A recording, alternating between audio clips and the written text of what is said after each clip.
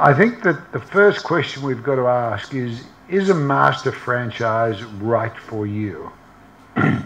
If you're looking to buy somebody else's expertise and trademark and know-how and not pay money for it, then the relationship is broken from the start.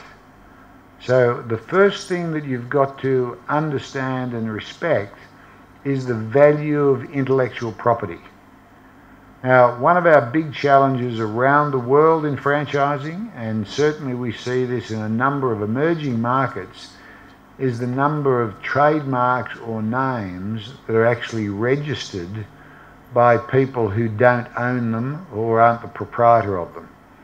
And in Australia, Burger King is the second largest burger operation in the world, operates under Hungry Jack's because somebody registered the Burger King name. The largest removal company in the world is Two Men and a Truck. Somebody registered the name in Australia and they can't operate under that name. So this is an endemic problem across the world. But one thing I've found is copying a name or even copying a concept is only copying the veneer of the business. The first point that I make is that you've got to ask yourself the question, could I actually copy a business and bring it to India and operate it? And there's a very valid question there. I mean, the Japanese did it, you may not be aware, but in the West, I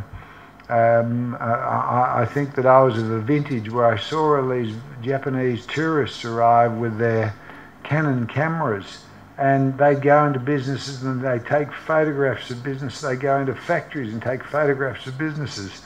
And they use this photographic evidence as a basis on which to actually innovate and copy concepts and grow concepts. And so seeing a concept and thinking you can do better is certainly a valid business strategy. And I would encourage you to think about how these things would translate. But at some point, you need to decide that getting inside the business, beyond the front of what you can see, has some value.